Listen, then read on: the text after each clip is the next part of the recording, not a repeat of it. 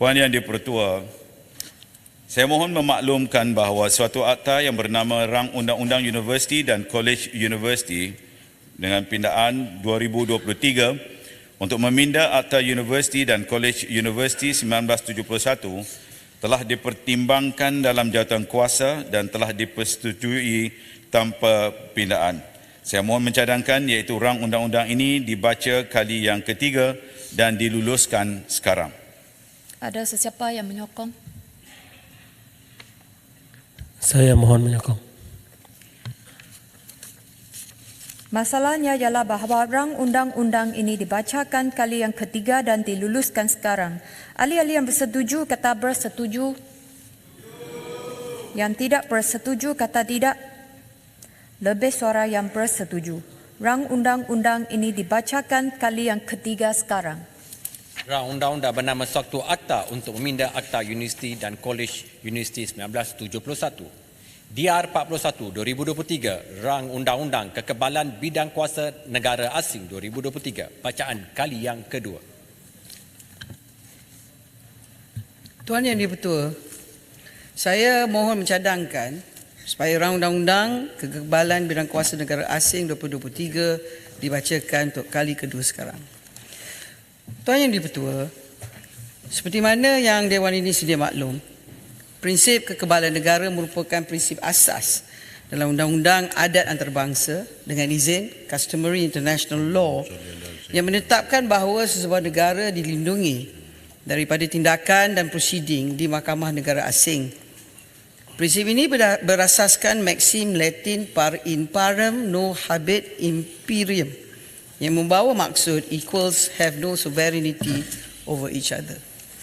Prinsip ini adalah berdasarkan konsep bahawa setiap negara mempunyai kedaulatan terhadap wilayahnya, termasuklah peristiwa atau apa-apa perkara berkaitan yang berlaku di dalamnya dan rakyatnya.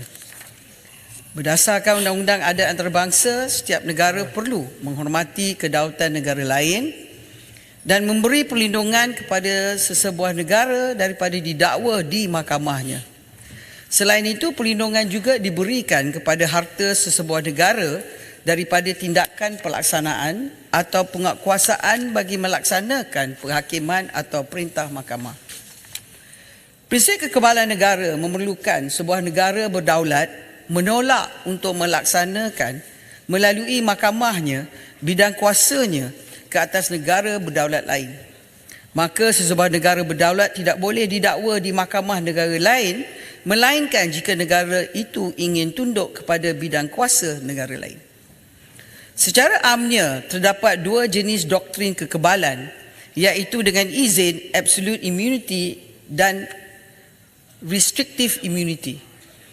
Pertama, absolute immunity dengan izin adalah kekebalan apabila tindakan mahkamah tidak boleh diambil terhadap sesebuah negara, termasuklah aktiviti dan tindakan sesebuah kerajaan berdaulat, sovereign activities and governmental acts dengan izin, dan tindakan bersifat commercial, acts of a commercial nature, kecuali negara tersebut bersetuju untuk mengenepikan kekebalan yang diberikan. Dan kedua, restrictive immunity adalah kekebalan yang diberi hanya bagi aktiviti dan tindakan sesebuah kerajaan yang berdaulat dan tidak termasuk tindakan yang bersifat komersial. Buat masa ini, Malaysia mengamalkan doktrin restrictive immunity dan prinsip ini telah diterapkan dalam rang undang-undang ini. Sebagaimana ahli yang berhormat sedia maklum, pihak yang mendakwa sebagai waris Kesultanan Sulu atau penuntut dalam kes Sulu telah mengheret Malaysia ke dalam satu kancah penipuan dengan menyalahgunakan proses timbang tara pada peringkat dunia. Kesannya, Malaysia telah dikenakan satu final award timbang tara sebanyak USD 14.92 bilion yang juga telah menjejaskan kepentingan aset milik Malaysia di luar negara, khususnya pejabat dan kediaman kedutaan besar Malaysia di Perancis. Dalam hal ini, pada 14 Januari 2020, Mahkamah Tinggi Sabah mengeluarkan keputusan yang berpihak kepada kerajaan Malaysia. Antara lain, Malaysia tidak pernah mengetepikan kekebalan kedaulatan berhubung dengan perkara ini dan mengisytiharkan bahawa kerajaan Malaysia mempunyai bidang kuasa eksklusif untuk mendengar sebarang pertikaian berhubung dengan Perjanjian 1878. Walaupun terdapat keputusan Mahkamah Tinggi Sabah berkenaan dengan perkara ini, Dr. Gonzalo Stampa, penimbang tara dalam kes ini dan penuntut telah meneruskan prosiding timbang tara yang telah dimulakan dan mengeluarkan preliminary award pada 20 Mei 2020 yang memutuskan bahawa beliau mempunyai bidang kuasa untuk mendengar tuntutan penuntut walaupun Malaysia tidak mengambil bahagian dalam prosiding timbang tara tersebut. Adakah perbuatan Stampa ini adil bagi negara kita? Siapa individu ini untuk mencabar kedaulatan negara kita secara sewenang-wenangnya? Walau apa pun, kerajaan Malaysia tetap tidak akan berhenti berusaha untuk melindungi dan memelihara kepentingan dan kedaulatan Malaysia pada setiap masa dan akan terus mengambil segala tindakan yang perlu bagi menghentikan pihak penuntut daripada menguatkuasakan final award dengan menggunakan segala kuasa, hak dan sumber yang ada. Tanggungjawab memelihara kedaulatan negara bukan tanggungjawab kerajaan semata-mata, tetapi adalah tanggungjawab dan amanah setiap rakyat Malaysia termasuk ahli-ahli yang berhormat yang berada dalam Dewan yang mulia ini. Persoalannya, apakah undang-undang sedia ada yang ada di negara kita yang boleh digunakan bagi memelihara hak kedaulatan Malaysia serta melindungi asetnya sekira perkara atau agenda pihak berkepentingan sebegini berulang? Adakah ianya memadai bagi negara kita hanya bergantung semata-mata pada undang-undang adat antarabangsa yang tidak dikodifikasikan sehingga kini, sedangkan negara-negara seperti United Kingdom, Kanada dan Singapura telah lama berbuat demikian? Adakah patut Malaysia menjadi mangsa forum shopping dengan izin oleh pihak yang tidak bertanggungjawab sedangkan perkara kedaulatan negara tidak sewajarnya dipersoalkan oleh mana-mana pihak? Adakah wajar kita sebagai ahli parlimen berdiam diri saja dan tidak mengambil langkah mencegah dengan izin preventive measure bagi memelihara dan melindungi kedaulatan negara Malaysia? Tuan Yang di-Pertua, persoalan-persoalan inilah telah menggerakkan kerajaan Madani untuk mengenal pasti satu hala tuju dalam menangani perkara ini. Kerajaan tidak akan sama sekali kompromi perkara berhubung dengan kekebalan negara. Sebagaimana semua ahli-ahli yang berhormat sedia maklum, kes tuntutan Sulu merupakan satu kes luar biasa dengan izin, unusual case, malah unprecedented dengan izin, melibatkan aspek kedaulatan negara yang telah menyedarkan Malaysia tentang keperluan dan kepentingan untuk mewujudkan satu undang-undang khas yang dapat memberikan perlindungan kedaulatan kepada Malaysia daripada tindakan dan prosiding di Mahkamah Negara Asing.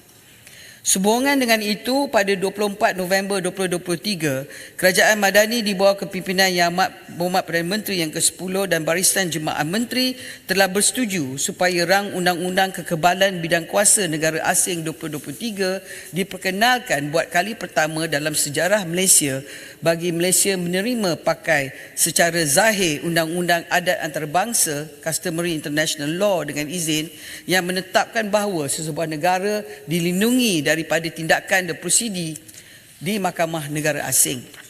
Rang undang-undang ini juga telah dirujuk dan memperolehi persetujuan Majlis Gaja-Gaja Melayu pada 24 Oktober 2023 selaras dengan Fasal 5 Perkara 159 yang dibaca bersama dengan Fasal 4 Perkara 38 Perlembagaan Persekutuan.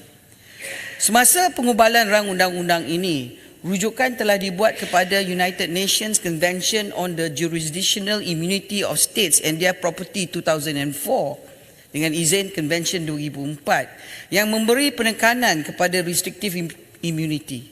Selain itu, kerajaan juga telah merujuk perundangan berkaitan kekebalan negara asing di beberapa negara seperti United Kingdom, Singapura, Kanada dan China. Tuan Yang di-Pertua, Rang Undang-Undang Kekebalan Bidang Kuasa Negara Asing 2023 mengandungi 33 fasal seperti yang diperincikan dalam salinan RUU dengan izin Blue Bill yang telah diedarkan kepada semua ahli-ahli yang berhormat pada 29 November 2023. Dengan izin, saya ingin menghuraikan beberapa fasal yang penting. Fasal 3 bertujuan untuk memperuntukkan bahawa akta yang dicadangkan adalah menjadi tambahan kepada dan tidak mengurangkan peruntukan mana-mana undang-undang bertulis lain yang berhubungan dengan misi diplomatik, jawatan konsular, misi khas, misi organisasi antarabangsa, ejen atau delegasi organ organisasi antarabangsa atau kepada persidangan antarabangsa. Fasal 4 mengandungi takrif perkataan dan ungkapan tertentu yang digunakan dalam akta yang dicadangkan. Fasal 5 bertujuan untuk menjamin kekebalan sebuah negara asing dan hartanya, seseorang ketua negara serta seseorang ketua kerajaan daripada bidang kuasa mahkamah, melainkan jika diperuntukkan selainnya dalam akta yang dicadangkan. Pasal 6(1) bertujuan untuk menjelaskan bahawa prosiding di hadapan mana-mana mahkamah dianggap telah dimulakan terhadap negara asing dan hartanya jika negara asing itu dan hartanya dinamakan sebagai pihak kepada prosiding itu atau tidak dinamakan sebagai pihak kepada prosiding, tetapi prosiding itu memberi kesan yang menyeluruh, kesan yang menyentuh harta, hak, kepentingan atau aktiviti negara asing itu. Pasal 6(2) bertujuan untuk memperuntukkan bahawa prosiding di hadapan mana-mana mahkamah dianggap telah dimulakan terhadap ketua negara atau ketua kerajaan sekiranya beliau dinamakan sebagai pihak kepada prosiding itu. Pasal 7(1) bertujuan untuk memperuntukkan 4 keadaan apabila sesuatu negara asing, seseorang ketua negara dan seseorang ketua kerajaan disifatkan telah mengenepikan kekebalannya, iaitu mereka telah secara nyata bersetuju dengan perjalanan bidang kuasa mahkamah, patuh pada bidang kuasa mahkamah itu, memulakan, mencelah atau mengambil apa-apa langkah lain dalam prosiding mahkamah itu dan memfailkan apa-apa tuntutan balas yang timbul daripada hubungan undang-undang yang sama dengan tuntutan prinsipal.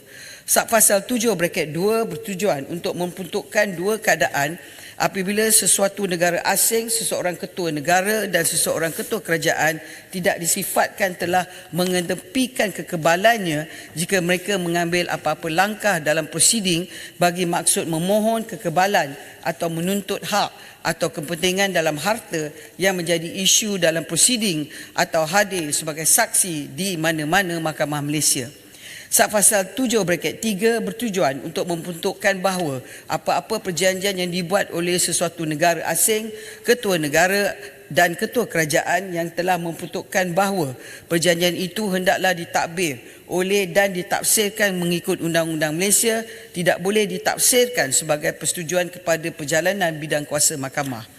Pasal 8 bertujuan untuk memperuntukkan bahawa sesuatu negara asing, ketua negara dan ketua kerajaan tidak kebal daripada bidang kuasa mahkamah dalam apa-apa prosiding yang timbul daripada transaksi komersial yang dijalankan oleh mereka dengan mana-mana orang di Malaysia.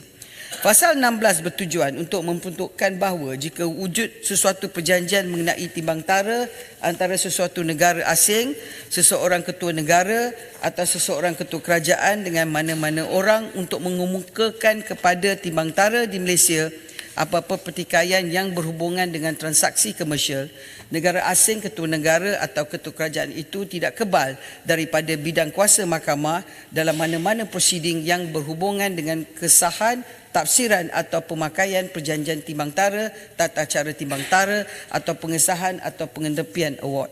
Pasal 20 bertujuan untuk mengadakan peruntukan bagi penubuhan Majlis Kekebalan Negara Asing. Pasal 21 dan 22 bertujuan untuk mengadakan peruntukan bagi fungsi dan kuasa Majlis Kekebalan Negara Asing. Pasal 23 bertujuan untuk mengadakan peruntukan bagi keanggotaan Majlis Kekebalan Negara Asing. Pasal 24 dan 25 bertujuan untuk mengadakan peruntukan bagi mesyuarat dan tata cara mesyuarat Majlis Kekebalan Negara Asing. Pasal 26 bertujuan untuk memperuntukkan bahawa timbalan pengurusi hendaklah bertindak sebagai pengurusi apabila jawatan pengurusi kosong, pengurusi tidak hadir bertugas atau tidak berada di Malaysia atau kerana apa-apa sebab lain tidak dapat menjalankan fungsinya. Pasal 27 bertujuan untuk memperuntukkan bahawa majlis boleh mengundang mana-mana orang yang bukan anggota majlis untuk menghadiri mesyuaratnya bagi menasihati majlis mengenai apa-apa perkara yang sedang dibincangkan. Pasal 28 bertujuan untuk memperuntukkan bahawa tertakluk kepada akta ini, Majlis boleh menentukan tata caranya sendiri. Fasal 29 bertujuan untuk memperuntukkan bahawa Ketua Pengarah Bahagian Hal Ehwal Undang-Undang Jabatan Perdana Menteri hendaklah menjadi setiausaha Majlis dan hendaklah bertanggungjawab bagi keseluruhan pentadbiran dan pengurusan fungsi Majlis. Fasal 30 adalah fasal yang paling penting dalam rang Undang-Undang Kekebalan Bidang Kuasa Negara Asing 2023 yang bertujuan untuk memperuntukkan bahawa Yang Amat Berhormat Perdana Menteri boleh menarik balik semua atau mana-mana kekebalan di bawah akta ini terhadap negara asing itu sekiranya Yang Amat Berhormat Perdana Menteri berpuas hati bahawa Malaysia tidak menerima apa-apa kekebalan yang bersamaan dengan yang diberikan di bawah akta ini. Bahagian 6 akta yang dicadangkan mengandungi peruntukan am. Fasal 31 bertujuan untuk membentukkan bahawa semua prosiding melibatkan negara asing dan hartanya ketua negara serta ketua kerajaan hendaklah dijalankan mengikut kaedah mahkamah yang terpakai di Malaysia. Fasal 32 bertujuan untuk memberi Perdana Menteri kuasa untuk mengecualikan mana-mana negara asing daripada mana-mana peruntukan akta yang dicadangkan. Fasal 33 bertujuan untuk memberi Perdana Menteri kuasa untuk membuat peraturan-peraturan di bawah akta yang dicadangkan. Tuan Yang di-Pertua, pengubalan rang undang-undang kekebalan bidang kuasa negara asing oleh Kerajaan Madani mencerminkan usaha Malaysia dalam menegakkan hak dan kepentingan negara serta memastikan kedaulatan dan kekebalan Malaysia dilindungi dalam apa-apa prosiding di mahkamah. Dengan pengubalan rang undang-undang ini, kerajaan berharap negara-negara asing akan turut memberikan layanan salingan reciprocal treatment dengan izin dalam menjamin kedaulatan Malaysia sekiranya terdapat tindakan mahkamah yang dimulakan terhadap Malaysia di negara asing itu. Saya percaya rang undang-undang ini dapat bertindak sebagai perisai dengan izin shield yang dapat melindungi kedaulatan sesebuah negara berdaulat termasuklah negara kita daripada tindakan oleh mana-mana pihak berniat jahat pada masa akan datang. Tuan Yang di-Pertua, saya mohon mencadangkan. Terima kasih. Ada yang menyokong? Saya mohon menyokong.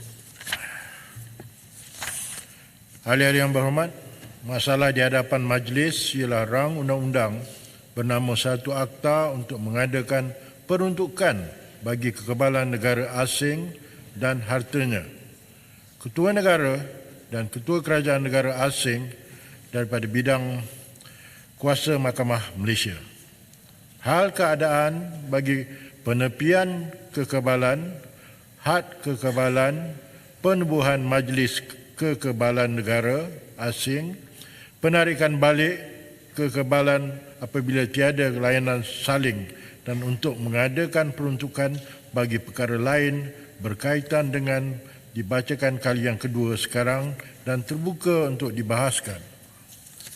Ahli yang berhormat, dalam majlis dalam ini terdapat seramai 11 orang yang akan 11 orang yang berhormat yang akan berbahas,